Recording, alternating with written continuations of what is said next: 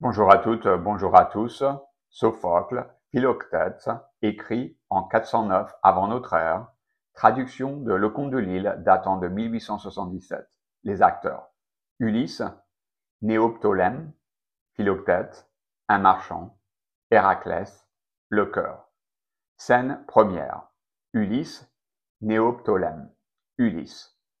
Voici le rivage de la terre de Lemnos, entouré des flots, non foulé et non habité par les hommes, où, autrefois, ô rejeton du plus brave des Hellènes, j'abandonnai par l'ordre des rois le Malien, fils de Péas, dont le pied distillait un sang corrompu. Il ne nous était plus permis de faire tranquillement ni libation ni sacrifice, car il emplissait tout le camp de plaintes et d'horribles imprécations, hurlant et gémissant. Mais que sert de dire ces choses? Ce n'est pas le temps des longues paroles. Qu'il sache que je suis ici, et toute la ruse sera vaine à l'aide de laquelle je pense me saisir bientôt de lui. C'est à toi de faire le reste et de découvrir où est la roche s'ouvrant par deux issues qui est chauffée par Hélios de l'un et de l'autre côté en hiver et où en été le vent circule et convie au sommeil.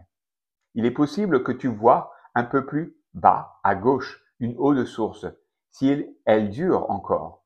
Approche en silence et apprends-moi si ces choses sont encore en ce lieu, afin que tu entendes ce qui me reste à te dire et que nous le fassions tous les deux.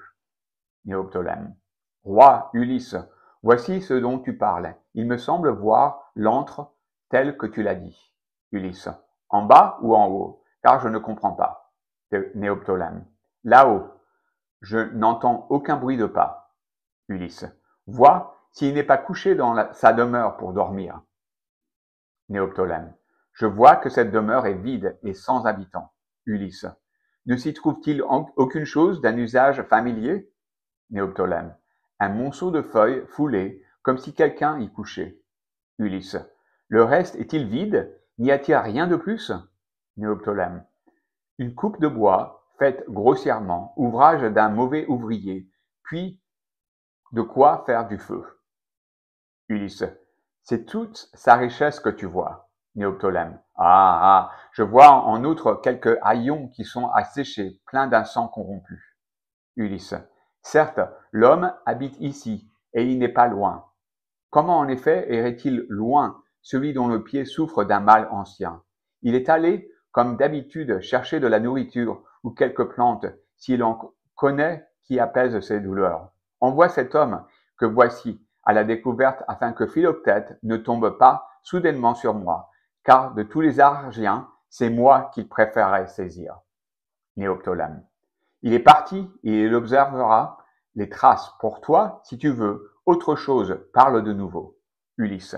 Enfant d'Achille, pour accomplir la tâche qui nous amène ici, il ne faut pas être seulement brave et fort. Il faut encore, si tu entends, dire ce que tu n'as pas entendu déjà, agir comme moi, puisque tu es ici pour m'aider. Néoptolème. Qu'ordonnes-tu donc? Ulysse. Il faut que tu trompes l'âme de Philoctète par des paroles faites pour l'abuser. Quand il te demandera qui tu es et d'où tu viens, dis-lui que tu es fils d'Achille, ceci n'est pas à cacher, que tu navigues vers ta demeure ayant abandonné l'armée navale des Achéens, que tu hais violemment, qui, t'ayant fait quitter ta demeure par leurs prières afin d'assiéger Hélios, n'ont pas voulu à ton arrivée te donner les armes d'Achille que tu demandais à bon droit et les ont livrées à Ulysse. Dis cela en m'accablant d'autant de paroles outrageantes que tu voudras. Je n'en serai blessé en rien, mais si tu ne le fais pas, tu causeras des malheurs à tous les Argiens, car si l'arc et les flèches de Philoctète ne sont pris, tu ne pourras jamais renverser la ville de Dardanos. Apprends pourquoi tu peux parler à cet homme avec confiance et en sûreté, et pourquoi cela n'est point permis. Tu as navigué en effet n'étant lié par aucun serment ni par force, et tu n'étais pas la première expédition. Quant à moi, je me puis nier aucune de ces choses. C'est pourquoi, s'il tient ton arc et s'il me reconnaît, je suis mort, je te perdrai avec moi. Il te faut donc ruser avec lui afin de lui enlever à la dérobée ses armes invincibles. Je sais, enfant, qu'il n'est pas dans ta nature de mal parler, de mal agir, mais remporter la victoire est chose douce. Maintenant, pour une petite partie de ce jour, abandonne-toi à moi sans réserve et sois appelé ensuite pour tout le temps à venir le plus pieux des hommes. Néoptolème. Pour moi, Laërtiade, je hais de faire ce que je suis indigné d'entendre. Je ne suis point né pour user des ruses, ni moi, ni dit-on, celui qui m'a engendré. Je suis prêt à emmener cet homme de force, non par la ruse. N'ayant qu'un pied, il ne l'emportera pas sur nous, qui sommes si nombreux. Envoyé ici pour t'aider, je crains d'être appelé traître. J'aime mieux au roi être déçu en agissant honnêtement que triompher par un acte honteux. Ulysse. Fils d'un noble père, moi aussi quand j'étais jeune, autrefois j'avais la langue paresseuse et la main prompte. Mais maintenant, toute chose considérée et tentée, je vois que la parole et non l'action mènent tout parmi les hommes, les mortels. Néoptolème. Que m'ordonnes-tu donc, si ce n'est de mentir? Ulysse. Je dis que tu dois te saisir de Philoctète par ruse. Néoptolème. Pourquoi le tromper plutôt que de le persuader? Ulysse. On ne le persuadera pas, et tu ne pourras te saisir de lui par la force. Néoptolème. Est-il si orgueilleusement sûr de ses forces? Ulysse. Ses flèches donnent inévitablement la mort. Néoptolème. Il n'est donc pas d'un homme brave de l'approcher? Ulysse.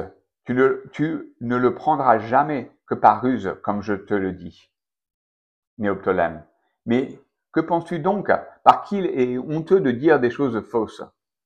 Ulysse. Non, si le mensonge apporte le salut. Néoptolème. De quel front ose-t-on parler ainsi?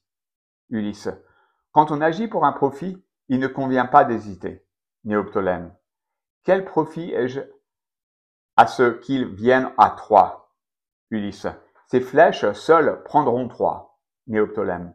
N'est-ce donc pas moi, comme il est dit qu'il la prendrait? Ulysse. Ni toi sans elle, ni elle sans toi. Néoptolème. Si la chose est ainsi, il faut donc nous en saisir. Ulysse. Si tu fais cela, tu y auras un double avantage. Néoptolème. Lequel? Dis-je. Dis, et je ne refuserai point d'agir. Ulysse.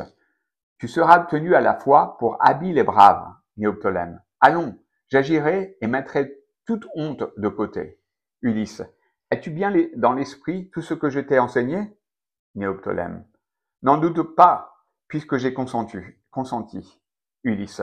Reste donc ici et attends-le. Moi, je m'en vais, afin de n'être pas vu. Ici, et je renverrai l'espion à la nef. Si vous me semblez perdre du temps, je renverrai ce même homme, ici, sous un vêtement de marin, afin qu'il soit pris pour un inconnu. S'il parle avec artifice, toi, enfant, prends de ses paroles ce qui pourra te servir. Moi, je vais à la nef. Que Hermès, qui ourdit des ruses et qui nous a conduits ici, nous guide, et la victorieuse Athéna Polias, qui me protège toujours.